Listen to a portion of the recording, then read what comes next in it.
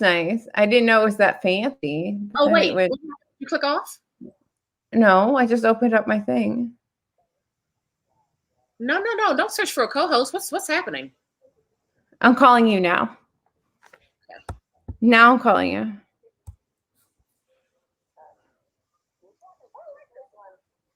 What happened? It didn't go. Here we go. I'm clicking OK. There we go. Good now? Oh, that was weird. Let me turn this volume down. I don't know what happened. That was strange. But I think we're okay now. We are okay.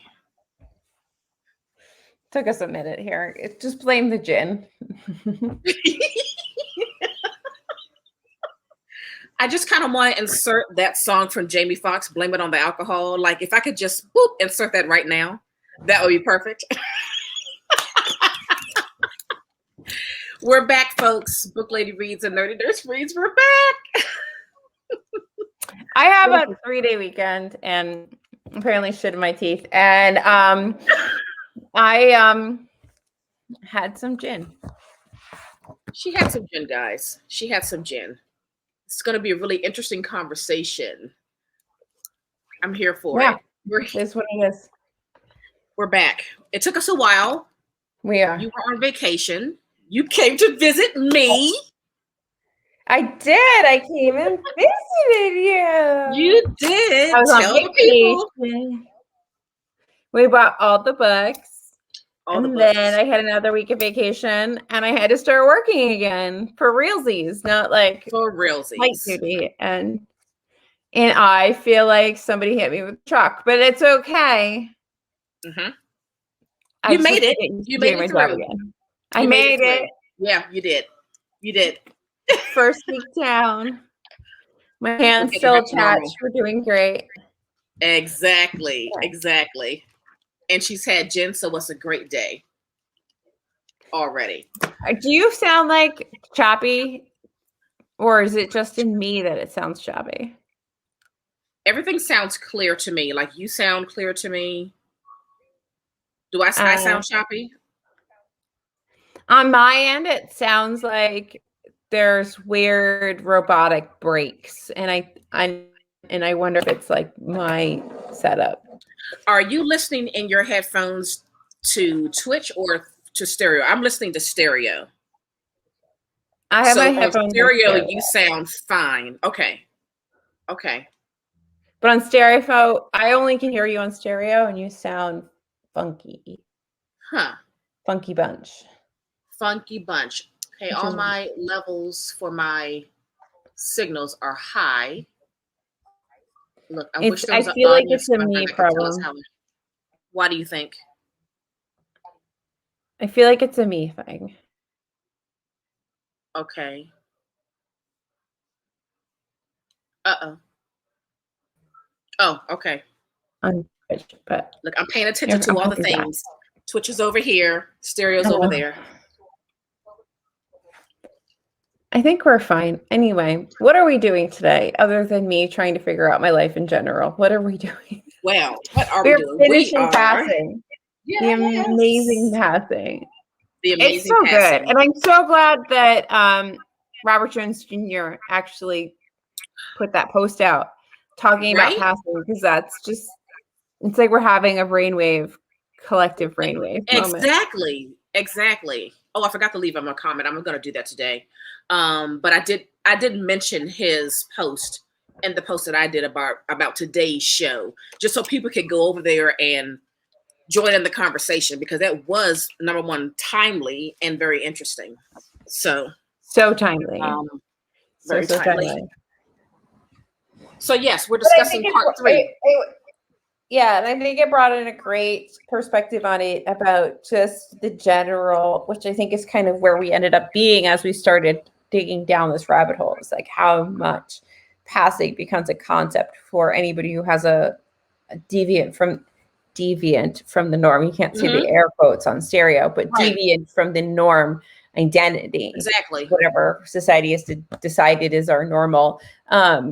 passing becomes this thing that so many people can experience. And maybe, and in the last episode, we were asking ourselves, does anybody pass racially anymore?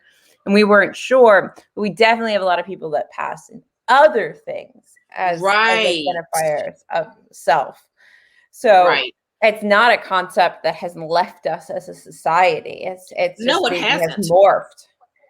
Yes, just as people into its new version. have. Exactly. Because I know that we were talking about too, like in terms of passing racially, like how do you do that when your entire business and life is on social media? You would have had to have always had an extremely private life to be able to pass racially. But like, how possible is that? How possible has that been in the last, I don't know, 10, 15 years to be so private where nothing about you or your family or your friends are not on social media? It's like, it feels and seems impossible. Yeah.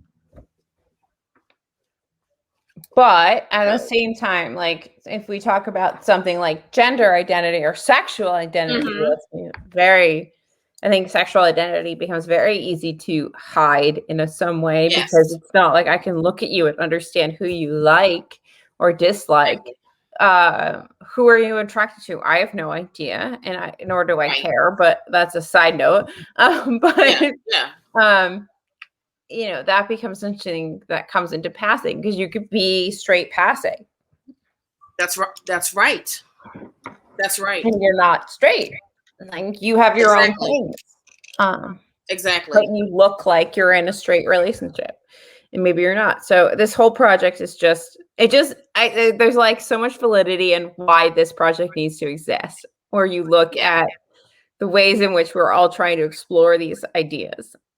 I don't think that you or I are going to come up with some magical answer to any sort of grand. No, we're just exploring the topic because it really is interesting. It's interesting to see what it meant years ago, you know, decades ago, and what it means now. I mean, passing itself has its own journey. You know, from where it started is not where it's turning up to be. So it's all very interesting just to kind of take a look at it. So here we are for part 3, the final part of passing. Part 3 of passing. And this is kind of where we all start talking about it. We all start with racial identity and how does it blossom from there? Because, you know, the world is intersectional. Right. So let's start at the beginning. Exactly. Part 3 is a doozy, man. It is short. It is like, 20 pages? And it is short and it packs a punch. It's explosive. Yeah. It is explosive. I forgot how like tense I was the first time reading part 3. I was like, "Ooh, this is just everything feels so tight. It just feels like everything's like bubbling up and getting ready to just like boom, just blow." And man, does it! What I was realizing when I was rereading this is that last time I was talking about how much it felt like Claire was breaking down and having this emotional breakdown. And this really comes right off of Claire and it goes right into Irene. Oh, yeah. And I don't think that means that Claire isn't also having an emotional breakdown. But maybe my problem is that I can hear myself twice. Anyway, I don't think that means that Claire isn't having an emotional breakdown. It's just that Irene is also having one on the same side. Yeah. I mean, we've always been in Irene's head because this is from her perspective, but like we are really in Irene's thoughts in part 3, and this woman is spiraling on all kinds of levels. So we start with Brian being unhappy again, restless. I like how she calls that feeling. What does she say? That old longing. Is that what she calls it? That old longing, that desire to move the family to Brazil. So he's restless and unhappy, and he's withdrawn, and she is really trying to figure out, or rather, she's disturbed that she, number one, can't figure out why he's feeling this way exactly, and is not sure how to calm it and stop it. Yeah. I mean, she's spiraling in her mind. Oh yeah. But I mean, as somebody who's been in a relationship where there has been a betrayal of that kind, and where you even fear that your spouse has cheated on you, Right. it is, you do weird things. Like, your brain does not work like everybody else's brain. Like, you Right. will freak out and you start to obsess on certain things. Yeah. You're Yeah. gonna hear me echoing because for some reason, the phone part on stereo sounds funny to me. So I moved over to Twitch. So I'm sorry if you hear me echoing. I can't turn the volume down any lower. I'm No, trying to like I don't hear you echoing. You just sound a little far away, but there's no echo. good, because I just put you really far away from me so that you Okay. didn't hear an echo. Trying to like turn you and put you far away. But yeah, no, it's so easy to get wrapped up into this headspace where you're just obsessively trying to figure out if you're right. And I think I will break it down, but I feel like there's never a true confirmation of cheating with Claire. There is just a lot of suspicion of cheating Yes. with Claire. And Yeah. having that suspicion is enough to just send you into a crazy place. But that's what it is. It's the suspicion. It's the Yeah. assumption that it could happen or that it has already happened is what drives you nuts. I think that assuming it and finding out, I think assuming it and having it confirmed that it did happen are two different things. Yes. And sending down two very different paths of emotion. Yes. And I think the latter maybe is not as destructive in your mind as wondering if it did or assuming it did, but having no proof. Yeah. And but she's definitely like lost her mind. Oh, yeah. Yeah. Yeah. She's going crazy pants. Yeah. Over this. She has a lot on the line. She has a lot on the line. And she does. And she actually cares about what's on the line as opposed to the other, which has nothing on the line. And it's hard because you don't know if Claire is just a naturally flirtatious person, but is actually faithful in her marriage, or she's just, I mean, because we set this whole thing up from the get-go where they meet at this hotel and there's another man at the table.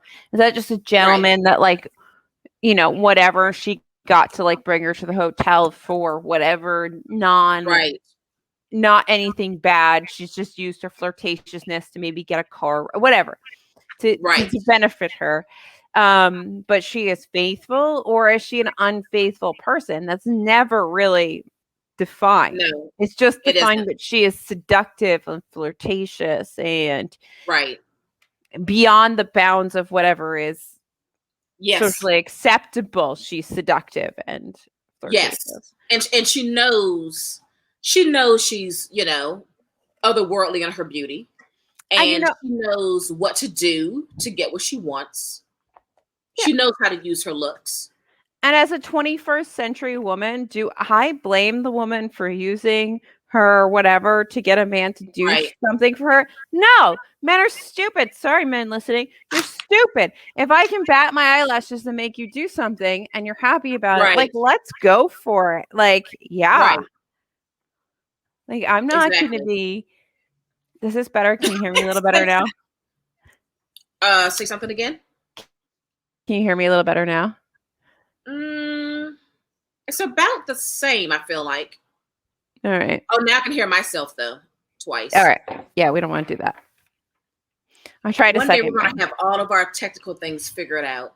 We both have these makeshift studios, but we're going to get it fully together I'm constantly looking at mics to try to figure out the best configuration, but I don't really know what I'm doing. So it's all just trial and error. We're trying things. Can I also... Yeah, I also want to mention how annoyed I am with Brian. He annoys me a great deal. Yeah, he really does. Just like, he gets under my skin. And let's see, what did I say here? Where am I at? So, okay, so here's what I kind of thought about, because here we go again, right? With him mentioning that, you know, she's, you know, not ready yet. She's going to be late. Okay, here we go with that. He loves to dig on that. Okay, right. But here's why I think he likes to dig on it. He's really, as we've discussed throughout this text, he's really pissed that she was not on board with this whole move the family to Brazil thing. But she also made it very clear by, I think, threatening divorce that this topic is off the table. Yes. So since he can't do that, he's going to nitpick her about her being late. Yeah. That's what this is. It's like, it's very passive aggressive. I thought it was really funny that at some point, I think it's Irene who says she really is on CP time, right? And Yes, I learned about CP time in high school, and I've had people call me out for being a racist for saying CP time. I'm like, no. You can ask my friend here. She's always on CP time.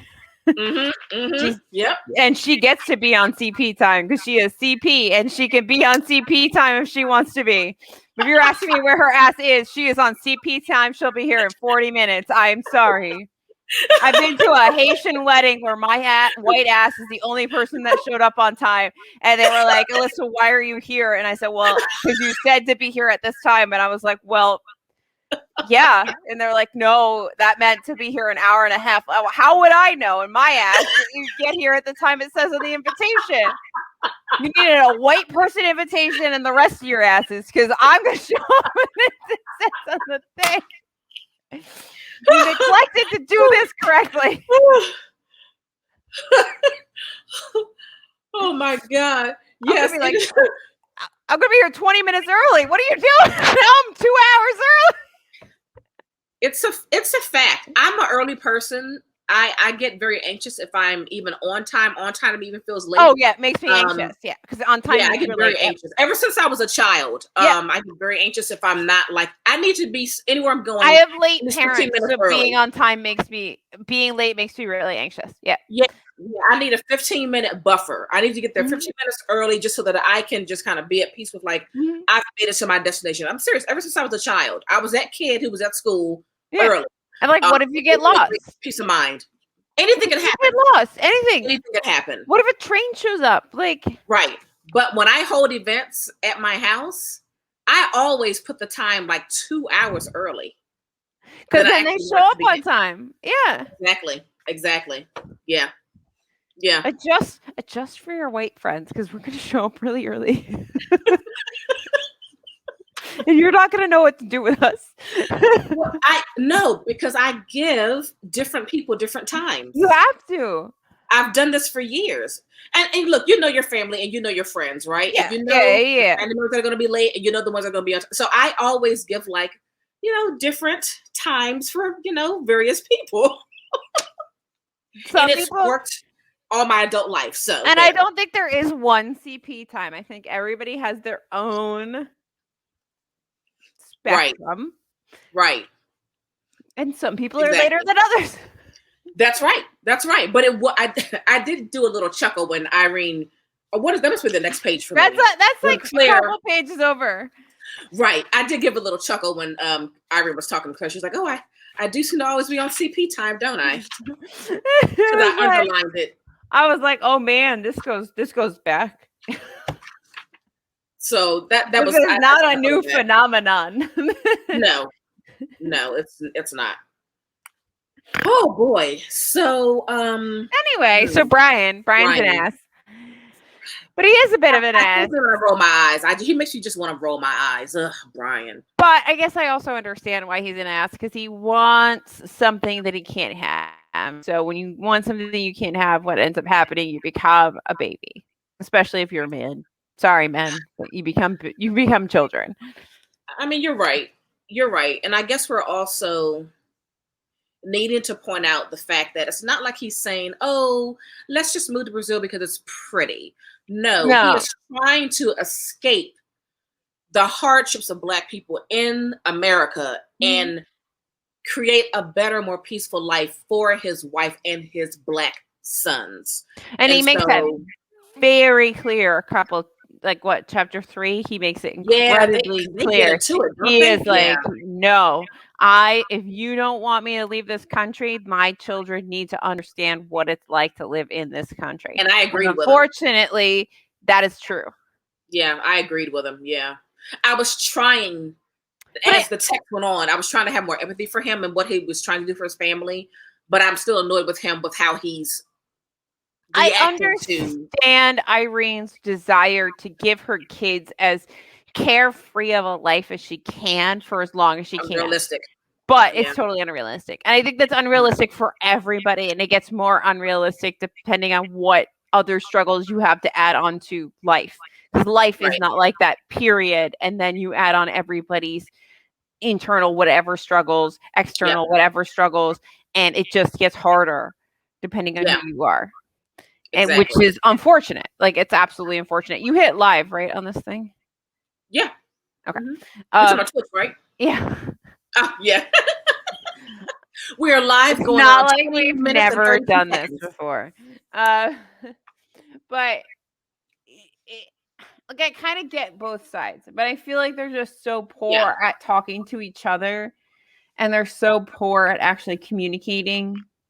It's not a marriage of equals in the sense where they're together being a partnership. It is Irene wanting to tell Brian that this is the life they're having, and that's it. They're not on the same page. That's for sure. They want something totally different for their family. But I think they both very much care about their families. I think they have good intentions, but they have very different end goals, like, or desired outcomes. Like, maybe it's better than end goals. Maybe the same thing, but sometimes I think that when Brian is looking at their family, he's really thinking about the pain that his boys are most likely going to experience growing up Black in America, where Irene is like, no, we have a good thing here. You have a good job. The boys are in a great school. I've got my social life. We have help in the home. Like, no, we're living the dream. So I think how they view life is very different. And Brian's like, very different. What I'm talking about. You're looking at this external stuff. Yeah. And I'm talking about providing a safer haven for our children. And I don't know what 1920s Brazil was really like. But from this, it's clear that some people somewhere thought that somehow as a Black person in Brazil, you would have a better life in the 1920s. But as human labor goes, it's definitely cheaper in South America than it's ever been in North America now. I mean, when I had my outlaws, they're from Argentina, and when my rest in peace, great, my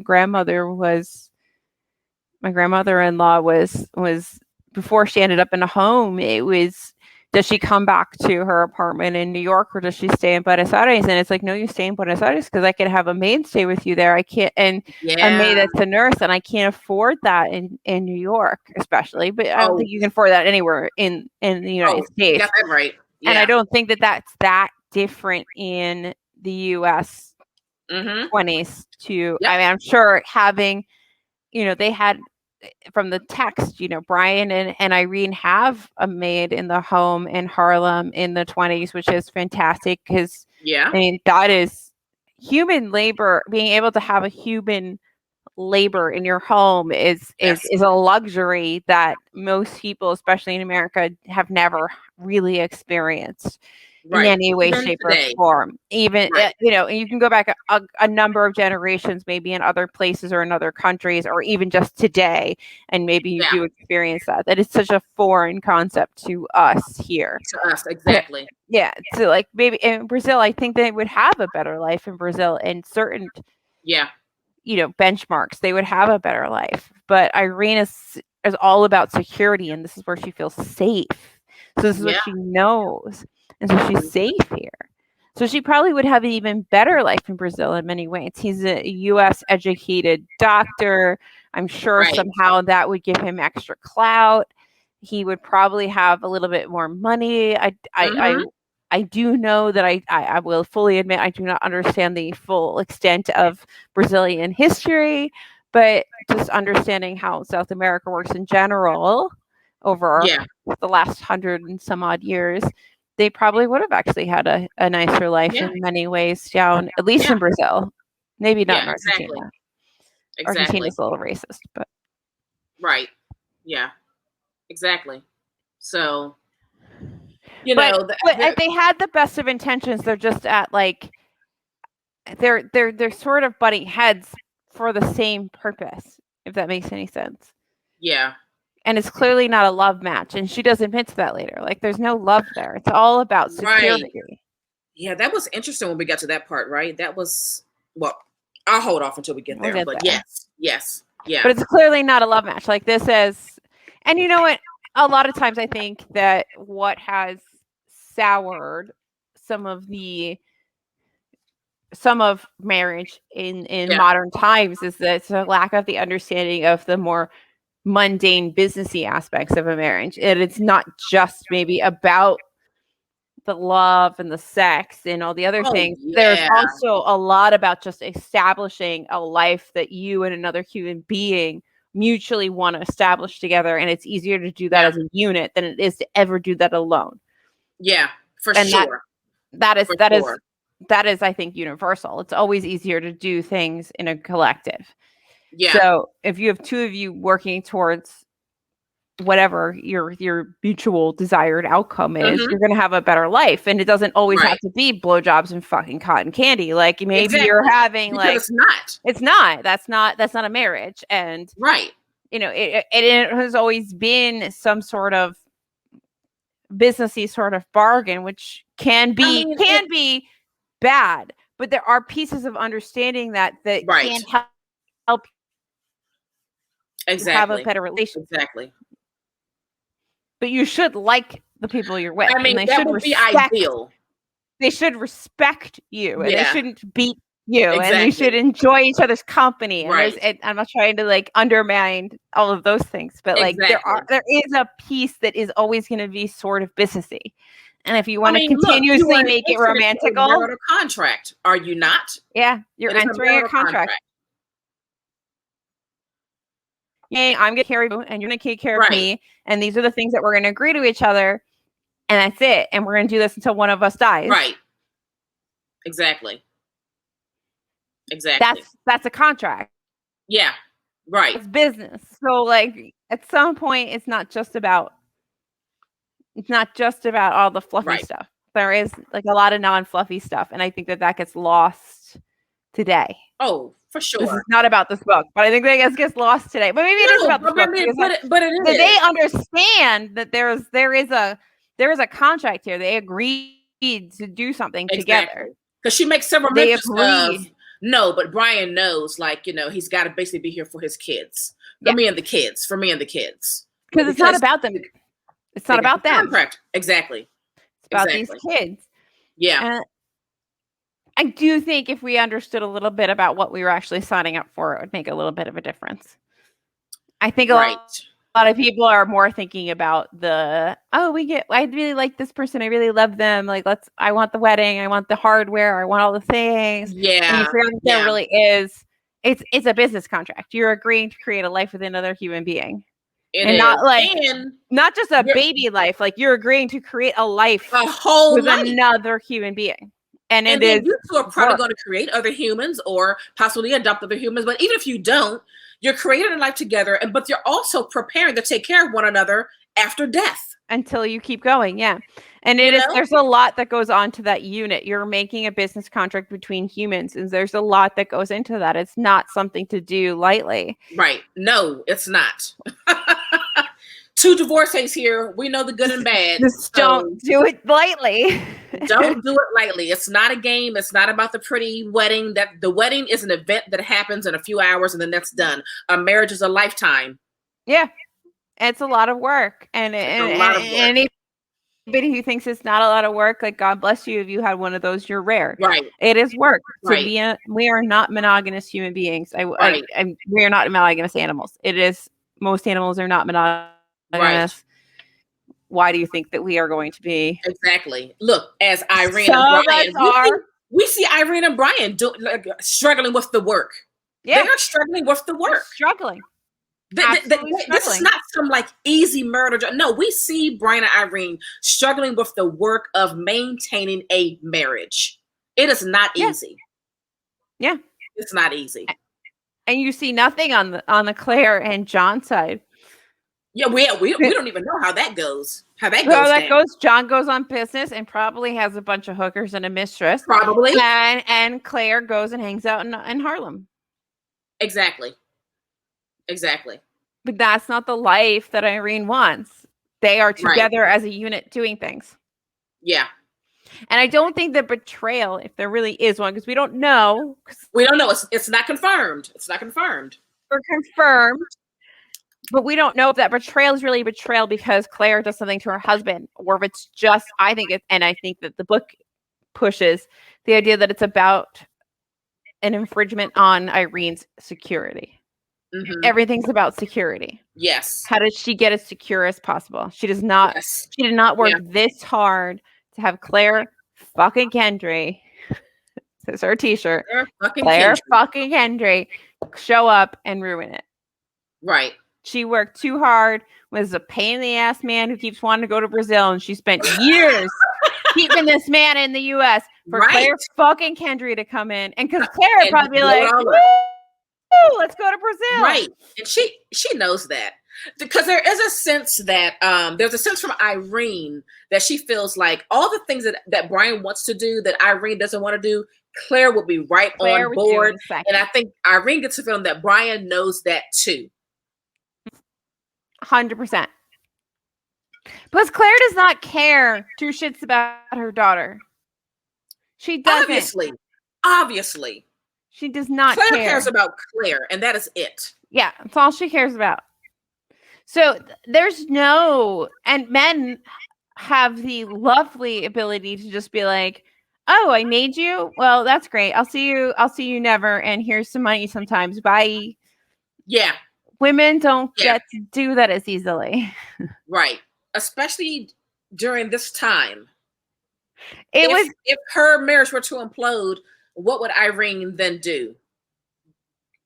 Well, he might take the children. He might not. But in all likelihood, it sounds like Brian wouldn't. Right. Right. Unless he could take them to Brazil, and then he would. But he'd be really upset if he did that with Claire, because Claire would not care about his. No, she doesn't care about her own, so she's not going to be, mother of the year to your two sons. No, she's not suddenly going to be good at being this mother thing. Right. That's not how that's going to work at all. Like, what's a boarding school? Do they have those in Brazil? That's where they'd be, at a boarding school. You're absolutely right. Right with her daughter. Claire. She'd be like, what boarding schools you got down there in the Brazils? Man. Oh God. Okay. I'm so trying to figure out. What is chapter 1? So chapter 1, we're in Christmas, by the way. It's Christmas. Yeah, yes, we're in the Christmas season, correct. Chapter 1 is about like an hour and a half of time. Right. Because it's like an hour of tea time plus whatever happens beforehand, right? Right. Okay, wait. Okay, I was. My notes are too far ahead. Okay, let me get back here. All right. So yeah. So I'm trying to bring us back to what we normally do, which is go chapter by chapter. But basically, Irene is getting ready for this tea party where she has not invited Claire because she doesn't feel like Claire would fit there because Hugh does not like her. I like Hugh. I feel like Hugh is a good ally. I like Hugh too. And I want to find that line. And Mr. Brian has his own feelings on whether or not Claire should be there or not. Oh, so right. Okay. So Irene says what? Okay. She basically tells Brian Hugh doesn't like Claire much. Yes. And then they talk about Hugh a little bit. And then Irene says it just happens that Hugh prefers intelligent women. Oh, yes, this part. Yeah. And then it says plainly he was startled. And Brian says, "You mean that you think Claire is stupid?" He asked regarding her with lifted eyebrows, which emphasized the disbelief of his voice. And I gotta say that instantly right there, I took offense because I felt like, as the reader, and a woman of an ally of other women, that he was taking and sticking up for Claire, and that made me angry. Maybe that's not what he was doing, but no, that's how I have it in my notes. I was like, and then Brian sticks up for Claire. Right. And so then Irene says, "No, I don't. She isn't stupid. She's intelligent enough in a purely feminine way. 18th century France would have been a marvelous setting for her, or the old South, if she hadn't made the mistake of being born a Negro." So I don't know about Made you, the but I mistake. kind of Made me laugh hard. My ass. you had a choice, right? You had a choice coming out of your chute. If I had a choice, I Right. would have been freaking rich as hell. I don't care what Okay. color I was. I could be purple as long as I was rich as shit. I don't care.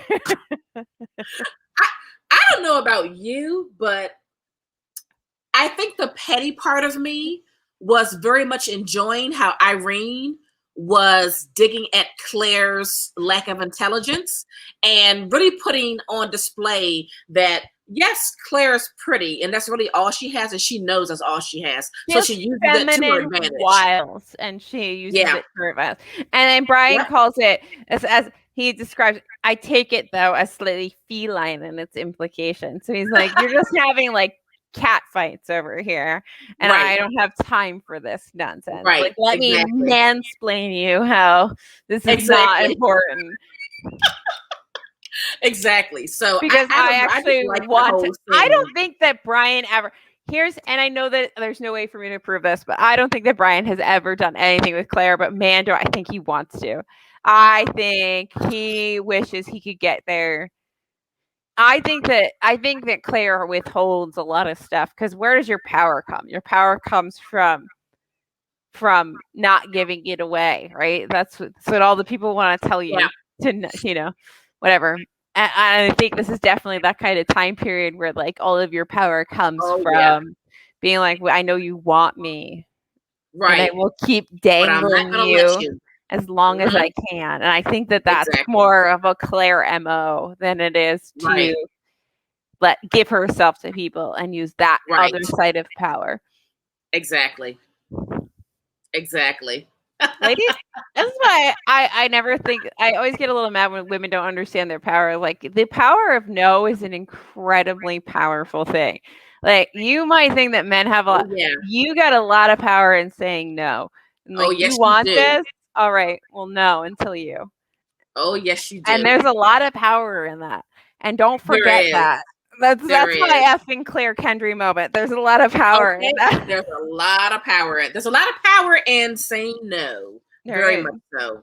And never forget. Obviously, Claire has mastered that. I mean, she could also be a straight up hussy. We don't know. It's never clearly explicit. We don't know. But I get the sense that because like there isn't anything in there, and I feel like if she had this string of like, I don't know, she was going up to Harlem and getting this string of bows or whatever, like he would be in the text. And I get the sense that she is just very flirtatious and she understands the power of bringing people to that breaking point and using it to get where she wants to go.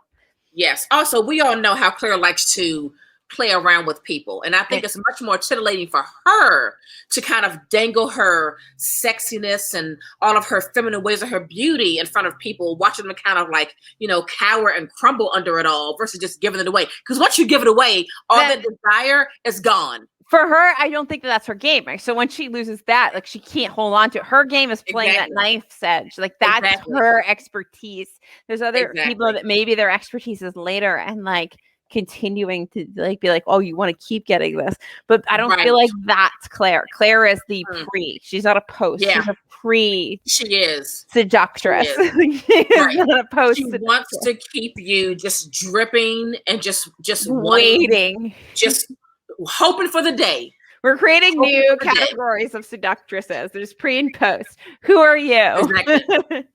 She is definitely the queen of pre-seducting. She wants to like just have you following her, like waiting for any scrap she's gonna dole out. Yeah, and whenever you see her, you're just full of desire, just wanting. Maybe you'll look at me. What I like is that Hugh doesn't like that, and it's part of me wonders how Hugh's sexuality lays, because Hugh and his wife have this weird dynamic, right? Like it is weird. They have this weird dynamic, and at that time period, you often had people that had different. Maybe you would marry somebody out of convenience. Absolutely. So that they could have a more secretive relationship that was condemned. So I wonder. And so that you could pass as being a a straight man. Straight married man. Mm-hmm. So I do wonder how Hugh fits into this. Is he maybe bisexual, or where does he fit? Does he? Yeah. Is he on the queer line at all? Because he definitely sees through Claire. I think he sees Claire's beauty and he sees all the things, but he sees through her bullshit. So he's not there to be on her bullshit. Right. Which makes me go, what's your sexuality? So like maybe because he's not just like a very straight up het man. Right. Maybe he doesn't fall for her. Maybe. But there is this part later on where he too is having a moment of being completely mesmerized by her. But I think he's mesmerized by her beauty. I don't think that he's mesmerized by her. I think that she herself is just a very fascinating and beautiful, because they keep talking. I know that part you're talking about, and they keep describing her as stunning. And she is stunning that evening. There's something about her that's just, you can't keep your eyes away. But even Hugh sort of, I feel like also Hugh understands what Irene's going. I feel like Hugh kind of confirms things for Irene in some ways in that moment as well. So I think that Hugh knows more than maybe the average person in the story. Whereas everybody else, even the women, are like, oh, Claire is free. Let me go talk to her. Yeah. Like She has her alone all evening. It's like, oh my God. And Hugh's not trying to talk to her. Hugh doesn't go over to her, but Hugh is, it's almost like he recognizes this seductive property of her. Right. And even he can't stop and pause and go, ooh. Yeah.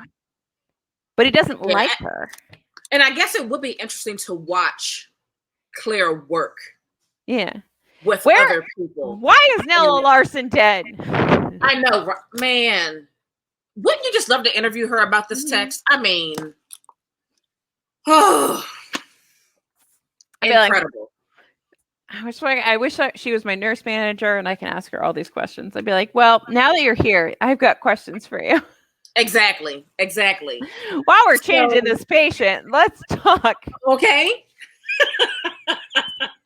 So that part where you said. So in chapter 3, you cleaning up a patient. Right. Oh, man. Guys, read this book. Just read it. The fact that just read it. I think the whole point is like we're in Christmas, right? And you're watching in chapter 1, you're watching Irene just go back and forth about whether or not she believes her own assumptions that maybe or maybe not Claire and her husband are having an affair.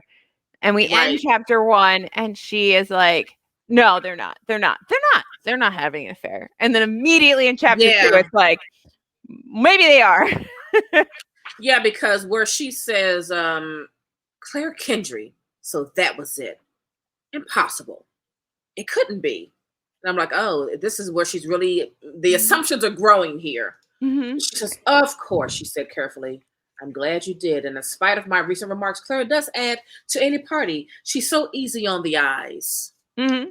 So easy on the eyes. But that's like, it is a little sad that that's all there is to really Claire at the end of the day. I feel bad for Claire sometimes, and the fact that all she is like this sex object, which I would hope there's more to Claire. But we don't know. I don't feel bad.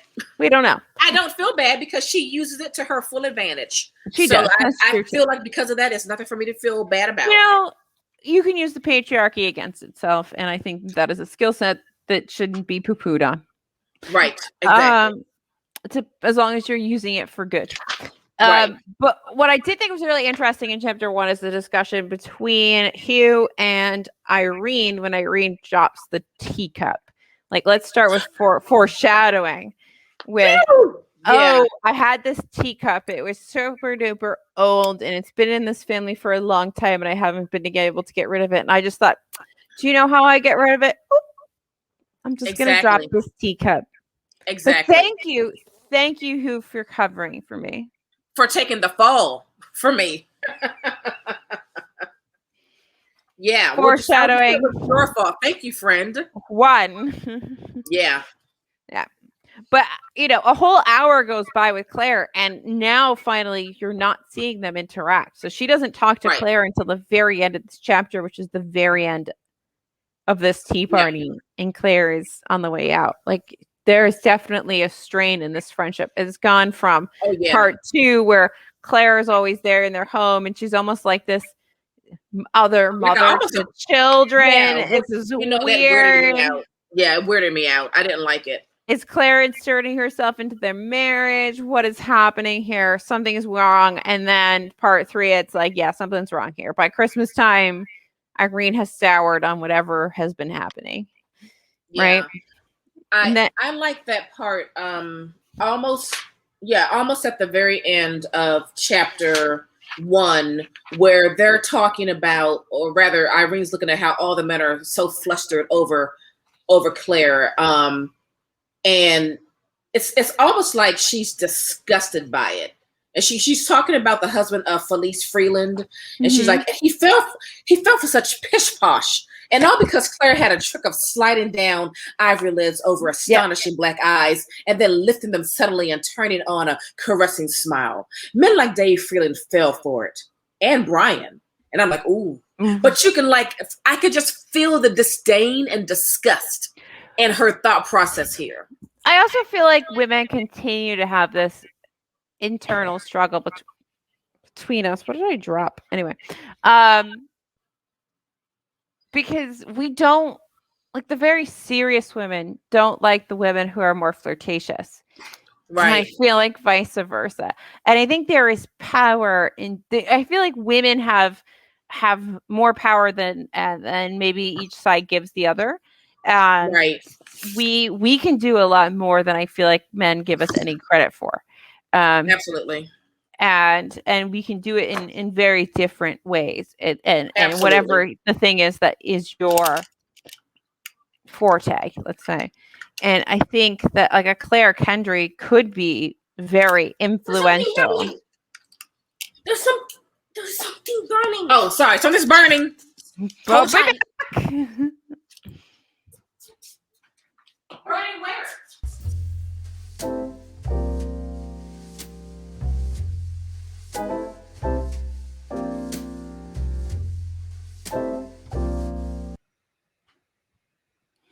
There's not much I can do if she's taking care of potential fire.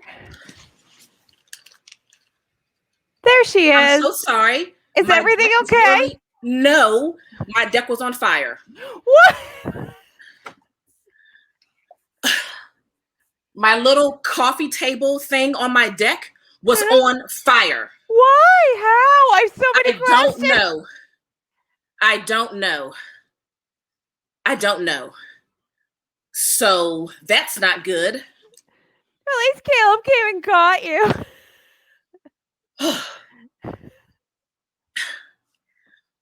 Claire fucking Kendry. Claire fucking Kendry. Every time. We have an audio message if you would like to play it. Oh, okay.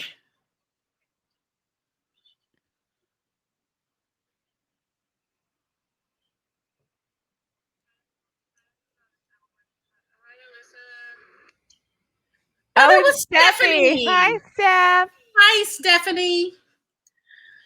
Whew. Steph's like, all I can hear is you typing. Sorry for that little break, guys, but my deck was on fire. Okay. All right. Fire control. You're on fire. You're on fire. We're on fire. This is quite a show. Okay. That's how you know it's live. Right. We have to stop and deal with fire. Right. Woo. Well, I said this final part was explosive. It is explosive. Do you have one of those no, because you're not allowed to have a fire pit or anything. So you don't even have one of those propane things. I had a planter that had this rim of, it was like one of those plastic planters, and it had this rim of, I don't know, some sort of floral thing, and it was, I guess, covered in some sort of gold foil. Yeah. Some sort of reflective foil. And one day I came home and half of one of my pots, I had two of them, I still have the one. One of my pots was completely melted down on one side because I guess it had caught on fire, and thank God, I wasn't home, and it caught on fire in the sunshine. Oh my goodness. Wow. Yeah. Interesting. Good Okay. shit happens. It does. I'm glad you were here and that you I know, right? took care of the fire. Good grief. Okay. Thank you, Caleb. I know. Alerting Grandma I to smelled something, but I was like, oh, is someone cooking out? Yeah, your deck's cooking out. Your deck's having a fine ass meal. Oh my gosh. Oh. Okay. Okay. Claire Kendry and her having ways, man, taking your deck her over. having ways. Her having ways. What were we even talking about? Oh wait, there was this other part that was right after Irene was talking about how all the men are falling over Claire, even Brian, and she's like, what did it mean? How would it affect her and the boys? The boys, she had a surge of relief. It embedded, vanished. A feeling of absolute importance followed. Actually, she didn't count. She was to him only the mother of his sons. That was all. Alone, she was nothing. Worse, an obstacle. Rage boiled up in her. Oh yes, I have rage, and I circled it. Yeah. Well, these final chapters are really. So I feel like the second part is really watching Claire have this mental breakdown, right? While she tries to reconnect with a piece of herself that she has excised. And now you're watching Irene have a mental breakdown after Claire has, I guess, embraced her blackness, right? By coming into Harlem in this way. And it's destroying Irene's family and Irene's life. Yeah. Exactly. And Irene has this breakdown. She's a total threat. Yeah, because what did I write? I wrote something to that effect. What page is this? 221. Yeah, I wrote, Irene is a threat to all of the comforts and security that Irene has built for her life. She's over Claire. Like, she's over Claire. She wants to be done with it all. She wants her. I bet she's regretting that first encounter. When she basically invited Claire into her life, right? Like, get this bitch out of my house. Why is she in my house? Exactly. She's gonna be boiling bunnies in a minute. Like, it's gonna be bad. It's gonna be bad. You know you're old enough if you know what that reference is. Exactly. It makes me mad if people don't know what that is. You all should know what that is. You should all know about the boiling bunnies. Classic. Boil bunny. She's a bunny boiler. Bunny boiler. Oh man. Okay. But like, she gets to this end where she's like, no, it hurt like hell, but it didn't matter. If no one knew, if everything could go on just as before, the boys were safe, it didn't hurt and it didn't matter. Flip a page. Yep. But it did matter. Yep. Exactly. So by chapter 2, and you're just watching this, and like, I get it. There is this, well, maybe I can save face. Maybe I can do this. Maybe I can do that. Like, no, it's fine. It's fine. It's totally fine. It's fine. No, it's not fine. It's not fine. It's not fine. I take it all back. It's not fine. And you're just watching Irene vacillate between these states of being as she deals with, and she still has no confirmation. Nowhere does she have confirmation. It's all assumption. None. But I will say this, as the reader, I too made an assumption that something was going on. Yeah. Whether he does anything or not, Brian is thinking about something. Right. And we already know that they're piss poor communicators. So, and we already know that Brian's unhappy. And if he feels like, and here's the perfect environment to grow a cheating relationship in, is where one person feels like they're not getting what they want and somebody outside comes in and starts being like, oh, I'd give you what you want. Absolutely. And then suddenly that person is like, well, really? Yeah. Well, now I'm interested. Tell me about what you would do for me. Exactly. And what I think Larsen did a good job at making the reader feel like there was something going on with Brian and Claire, you know, as it was stated in other parts earlier. Claire was around all the time. Also, Claire and Brian were going out to events without Irene. Yes. So she's planted these certain ideas throughout the text that would make you think, oh, there's something going on between those two. There's something happening here. Without ever really confirming anything. And now you're like, now he's inviting her to things without consulting his wife. And you're like, well, wait a minute. No. Because Claire felt bad about it. When did you start caring more about how Claire feels? I don't care what Claire feels. This ain't about Claire. This is about her marriage. Exactly. What are you talking about? So that was very, very strange in my opinion. Mm-hmm. Yep. But I get the vacillating. I get the like, it's fine. It's not fine. It's fine. It's not fine. Yeah. I can deal with this. I can't deal with this. Yeah. Yeah. And she's even in chapter 2, she starts going around and she's like, well, he's never cheated before. Even if he has, he's never brought it home.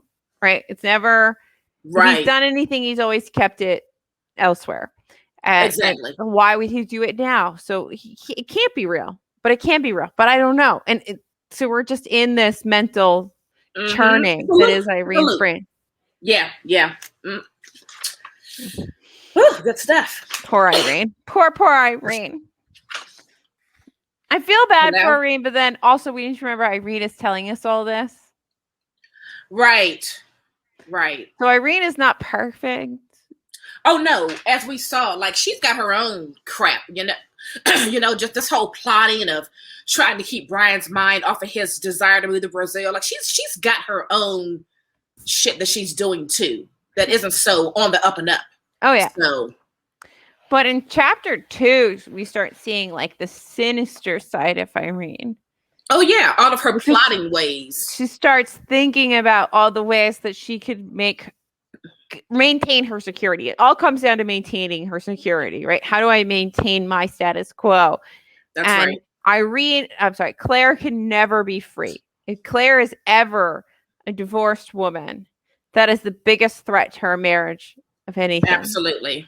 So how do you get rid of Claire? Right.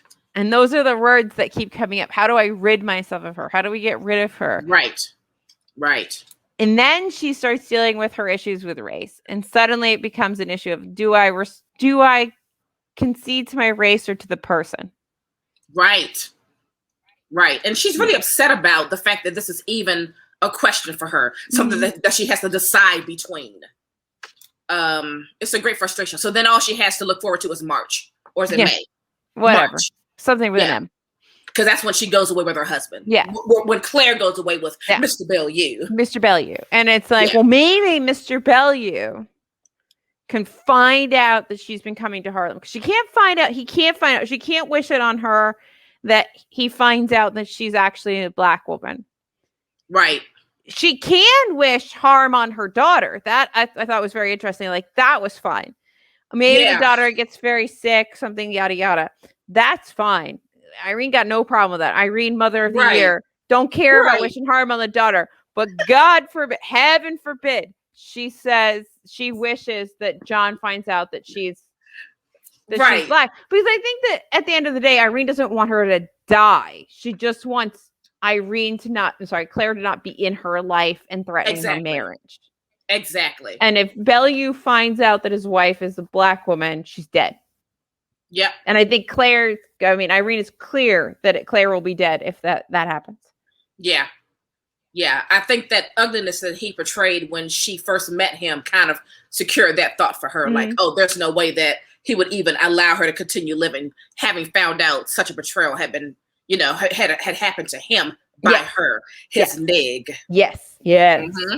And you and I discussed that back and forth often. And like, here it's really confirmed that like, that is going to happen. Like, that is the real true fear. She is going to die. Yeah. And no one's going to care that she died. No one. There is no one. And I think that's why Nella Larsen talks about the lynching. Mm-hmm. There is this, suddenly you bring in at the very end here, we're talking about this harm that gets done to black bodies because of white fear. Right. Or white anger or white aggression. And it doesn't exist until this moment because now we're coming to the head. And it exists in this text because we need to discuss it right now. And this is why it comes up now as opposed to earlier. There's no reason to talk about it earlier. Nope. But there's all the reason now. Yeah. Because this is the reason why it's okay for the daughter to have something happen to her. It's okay for this to happen. All these other things that we would normally think would be too far. Right. But if he just finds out that she's in Harlem hanging out with black people, right, it's enough of a stain to get her out of her life without necessarily harming Claire. Exactly. Because we still think that maybe Irene also has a crush on Claire. Is the betrayal also that it's with Brian and not with her? I am so on the fence about this part. Because until part 3, there is this like weird lesbianish thing going on. There is. And part 3 that ends. Yeah. And that element doesn't exist anymore. It's gone. It's wiped out completely. So did we all read that in there? Or does whatever Irene feel get trumped by the threat to her security of Claire taking Brian?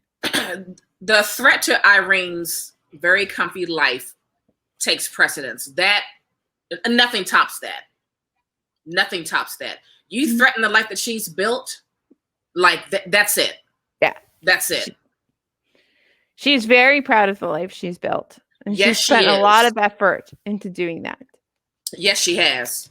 Yes, she has. So here we are. Here we are with Miss Claire Candry.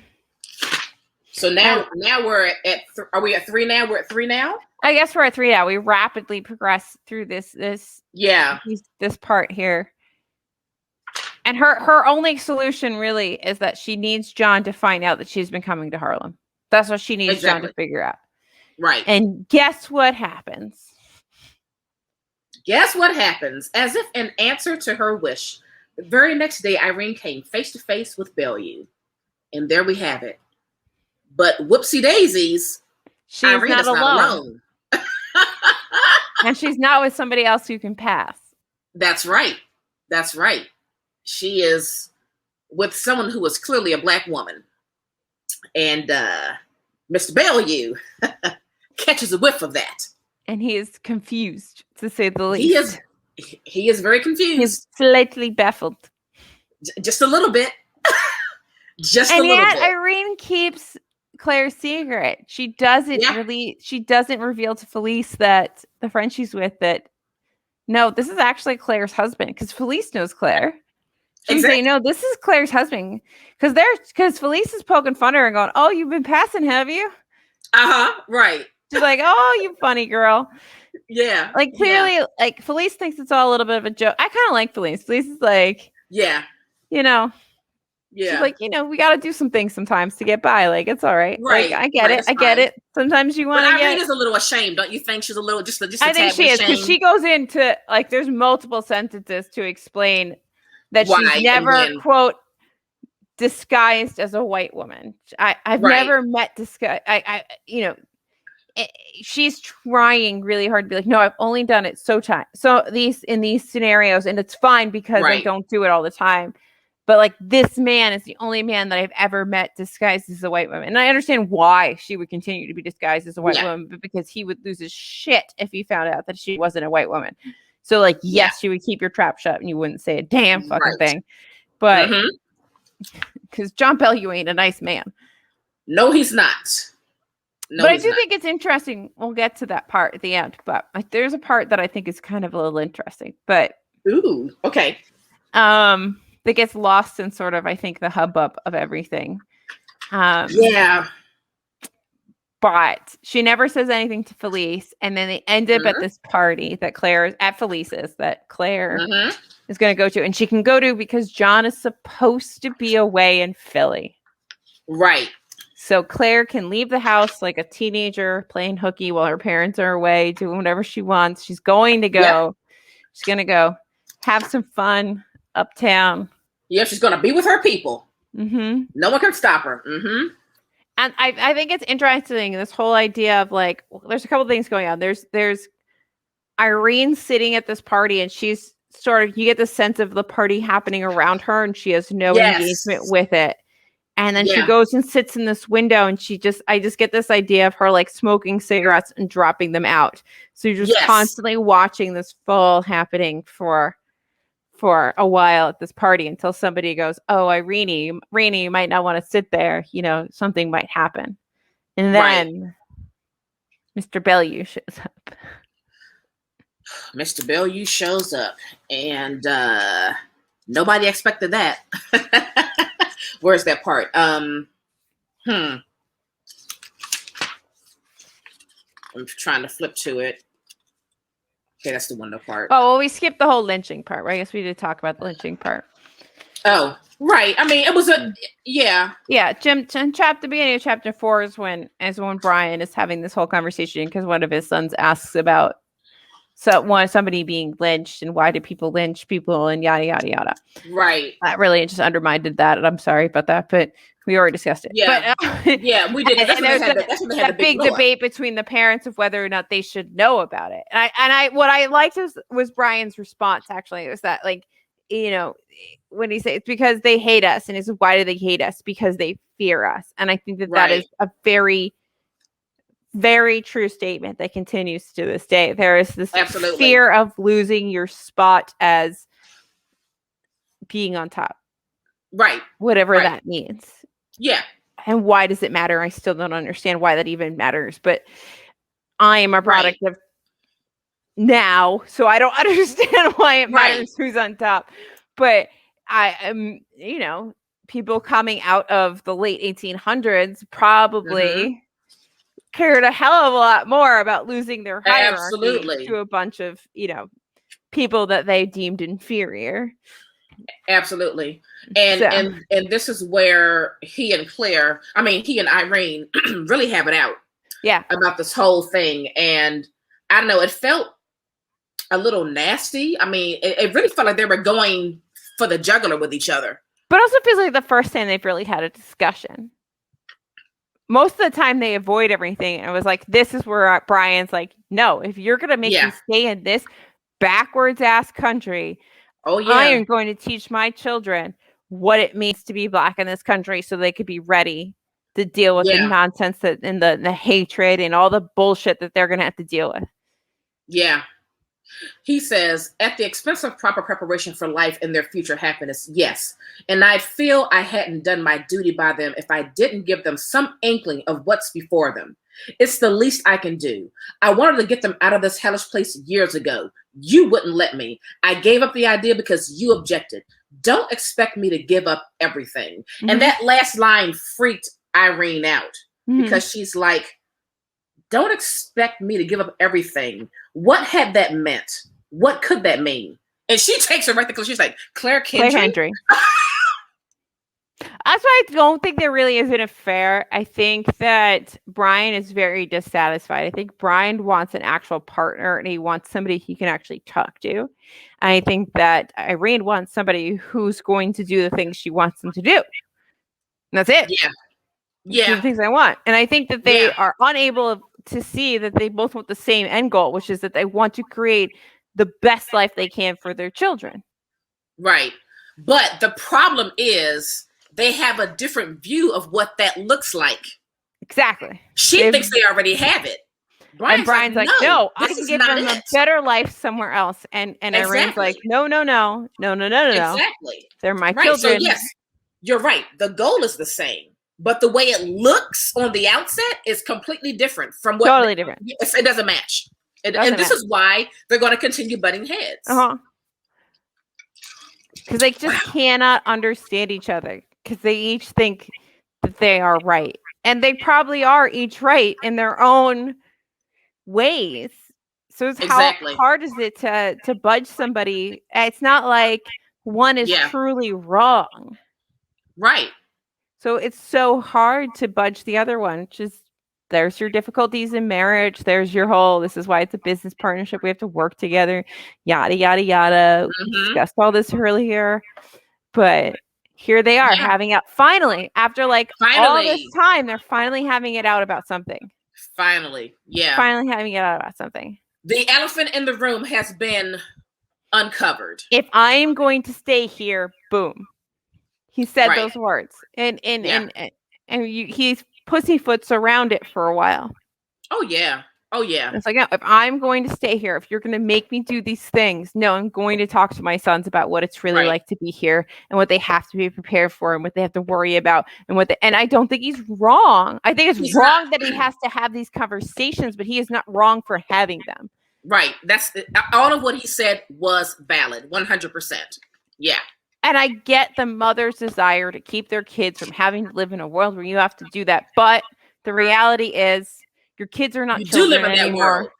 Your kids are not little babies. You cannot isolate them. You could barely isolate them when they were younger, it sounds like, because he had to explain to the kids what the N-word meant because somebody called one of the children that.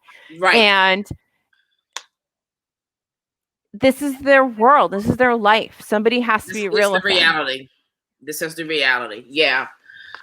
Yeah. But I can tell you that Claire fucking Kendry ain't going to care two shits about your kids, Brian. So keep it in your pants. Not at all. Not at all. And then they go to a party. A fun old party. Okay, let's get to that. Okay. And it's been snowing and it's cold. Exactly. Yes. And so, yes, you've already mentioned how the party is just a jumping around, and Irene is very sullen-like, I guess. She's in a mood. She's got a lot on her mind. But there's also like these moments with Claire. Like Claire's like, what do you mean it's a 6th floor walk up? Right. Because she's like, well, I live on the 17th floor. He's like, yeah. And Brian's like, well, have you ever actually like, I don't know, walked up some stairs? Right. Right. Welcome to the real world. Welcome to Harlem, woman. We walk up 6 flights of stairs. Walk-ups here. Oh, this is not downtown, sweetheart. We walk. Exactly. But there's just this party going around and around and around. It's kind of like a fever dream, this like weird party. Doesn't it feel like a dreamscape? It does. I kind of want it to be there. Oh, I want to know what's happening so badly. Yeah, I just wanted to even if just to be in a fly on the wall, I just kind of wanted to be there. Yeah. Everyone sounds so interesting. I just kind of wanted to fill these people out, you know? I think that they all we don't know anything about Claire really, but I think that Irene actually has a very interesting group of friends.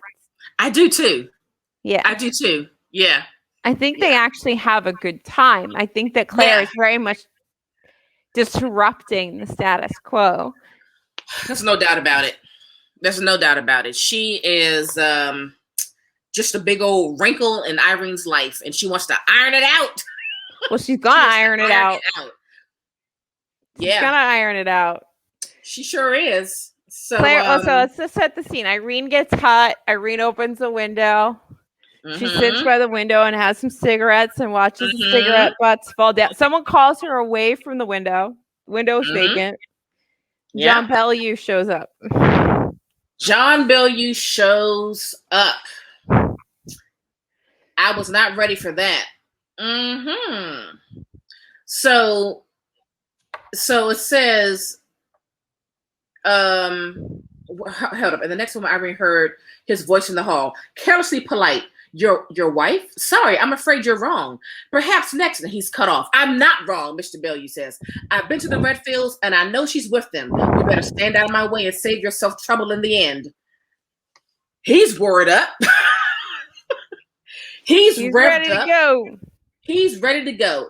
But don't forget that somewhere in here, someone reminds him that you're the only white man here. So he's coming in charge. Did Irene say that? I think Irene does say it. And she's like, be careful. Said, you're the only white man here. You're not in your powerhouse right now. You're in our powerhouse. Be careful.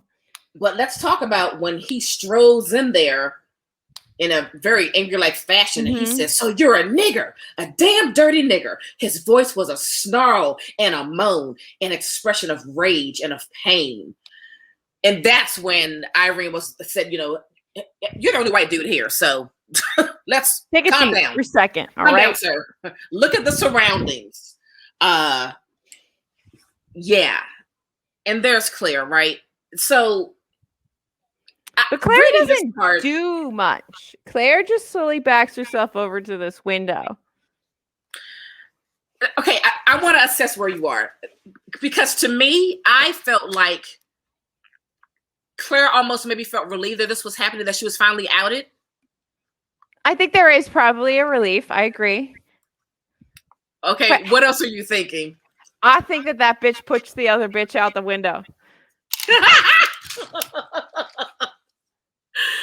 You think so? I 100% do. I think because what Irene's running and then she touches her and that's all you remember is touching her arm and then magically she's out a fucking window. No, you pushed that woman out a window. You were like, no, he's gonna divorce her now. Yeah, I'm going to shove her out a window. She's right there. I think so. I can just, like a teacup, bump into her and out she goes out the window and I don't have to worry about her. Because the next thing, why. Oh, go ahead. Because as soon as she's falling out this window, that's when John is calling after her, like, my God, my God. Mm-hmm. I don't think that John had any intent in physically harming her. Right. Despite everybody's preconceived maybe ideas that he might. I didn't, that one little line, that gasp of horror and above the sound, not quite human, like a beast in agony. He's screaming, my God, my God. He doesn't, he's screaming after his wife. Because whatever racial issues there are, they still have years together. Well, he loves her. That's his wife. Complex relationship that's not just about black and white. There's a very complex relationship having here that we've never even had a chance to unpack because she goes out a fucking window. But I don't think that he pushes her. Though he does suspiciously disappear. He does. Now, so the only reason why I think it was Irene is because of this line here, which says, what happened next, Irene Redfield never afterwards allowed herself to remember, never clearly. That's the one line that, because was it Mr. Bellew? It's this line that made me say it's Irene that pushed Claire. Yeah. Because I do think that Mr. Bellew was angry enough to push her. I do think he was angry enough to do it. But Irene beat him to it. And just but I don't know if he would, because that line, that next line, where he is like, or 2 lines down, where he is screaming and gasping in horror. I don't think that whether he would have or not, if she had beaten him to it, she may have beaten him to it. But I don't think he did it because he's gasping. I don't think you shove someone out of the window and then actually gasp in horror. Oh my God. Maybe you do. I don't know. I've never pushed anybody out of the window. I'll let you know if I ever do. But like, maybe I won't because it's the internet. But but I don't think you scream. Like, I get this sense that he is like, oh my God. Like, he is like legitimately in shock that she's gone out this window. Right. Yeah. And Irene's just like, I rushed over there and I put my arm on her arm, my hand on her arm. Mm-hmm. And then she's out a window. No, bitch, you pushed her. But although Mr. Bellew could have pushed her and at that moment realized, like, oh my God, it's like, oh my God, what did I do? Oh my God, oh my. I still think Irene did it. I still think she did it too. Because Irene has been plotting this. Irene has been talking about getting rid of Claire for like 3 chapters. She's like, how do I get rid of Claire? Not how do I separate Brian from get rid of. She is trying to rid herself of Claire. Right. And the case I was trying to remember, last episode, I think we were talking about a divorce case in that they mention it here, and it's the Rhinelander case. And that case actually wouldn't even work here as precedent because they're very different. And Claire would have ended up with nothing because in the Rhinelander case, it is clear that the husband knew that his wife was black or partially black. And here it sounds like he has no idea. Like Claire has totally bamboozled him into thinking she's a white woman. Exactly. And that is it. And they could get a divorce, but like Claire would never have whatever the other woman had. They're very different cases. For sure. But like a divorce is possible, sure, but like would they go through it? I don't know. But you know what really helps? Pushing the bitch out a window really helps. Right. Well, what Irene tells us. Plus, Irene is scared that she's not dead. Then you go like a page later, and Irene's like, "Oh shit, I should have gone downstairs with everybody else. Let me get down there. What if she's not actually dead?" Right. Exactly. So John does disappear real quick, though. But he probably doesn't want to be caught in Harlem with his dead wife. He's like, right. He doesn't want not all of that. Not all of that. I need deniability here. I need to be able to be like, I don't know what she was doing up there. Right. Or why the other thing that makes me think that it was Irene is because Irene has stated a few times that we can't let Mr. Bellew or Brian know about this encounter that she had with him because Claire getting divorced would be the thing that would tear apart Irene's marriage. Yep. So again, the easiest thing to do is just to get rid of her via death. Yeah. Push her out the window. Yeah. Push her out the window. Yeah. Because what she wanted was for Bellew. Well, I think what she was hoping when Bellew saw her and what she says prior to Bellew seeing her is what she really wants. The perfect solution that Irene figured out was that if somehow it could come to light that Claire has been hanging out with black people, that'll be enough to taint her to make Bellew take her away and get her out of her life. Exactly. And she doesn't have to betray her race. She doesn't have to do anything. She just needs somehow for Bellew to find out she's been going up to Harlem. That's it. She needs. Instead, Bellew puts 2 and 2 together. Right. And realizes that his wife's not actually white and ends up at this party in Harlem. Yep. And here we are. And there he comes, showing up, and here we are, clear out the window and dead. But I still think, I feel like Irene is very murderous throughout these last couple chapters. She's really like flirting with sanity. I just think she pushed her out the window. John does disappear. And I think that Irene is very lucky that she has this friend that's just like, oh, I don't know. She just fainted. Right. Because it sounds like there was a lot going on. And I can understand how some people might be looking one way at the screaming white man. Party. And then someone else is looking over here. Maybe someone's just coming out of the bathroom and it's like, what the frick is happening here? Exactly. It's a party. You don't know what's happening, you know? So, but because Irene was unraveling so much in this last part. I mean, she was really going through it. And I do believe she acted out of desperation to save her marriage and to keep the security that she has, placed for herself. I mean, she doesn't want any of that to end. The easiest thing is to get rid of Claire out that window. That woman pushed that woman out the window. That is where I stand on that. She did. I think that there would have been less messy ways for John to get rid of his wife that would have been quieter than for him to push her out that window. But we're talking about a lot of things can happen in the heat of the moment. True. I mean, we can very well say that what Irene did was in the heat of the moment. I think if a bunch Mr. Bellew's here. Well, maybe not. I was going to say, I would think that if a bunch of, like a whole room of black people saw one white man push a woman out the window, would they be believed? And maybe not. I was like, let me back that up. It's 1920.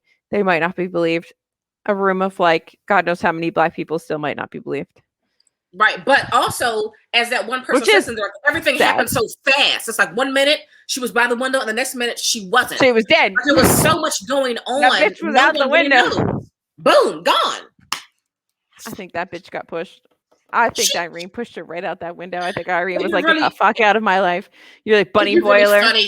It'd be funny if it was really like Claire who just decided to just tumble out herself. Well, I think that there is some discussion about that. So like a little while back, Irene asked her what, somewhere in this part, Irene asked her what she would do. Has she ever thought about what she would do if John ever found out? Yeah. And I think she says like, yes, like that's her first answer. And you know how like she likes to kind of let it sit there for a little while. And so she like the only answer you get for a few lines is just Claire saying yes. And then later Claire says, I'm trying to find it, that she would just leave or something like that, I think is what she said.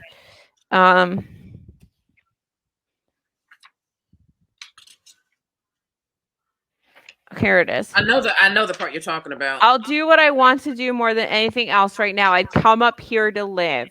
Harlem, I mean. And then I'd be able to do as I please when I please. So right. So she kind of confirms for Irene that if she has any sort of freedom, she's coming to invade her territory. Yes, she is. That bitch has to go out the window. She's got to go out the window. Gotta go out the window. Because if not, she's coming for her. She's coming for her. She's coming for her whole life. Everything. Bunny Boiler. Yeah. She's a bunny fucking boiler. Yep. Claire fucking Kendry, man. Claire fucking Kendry.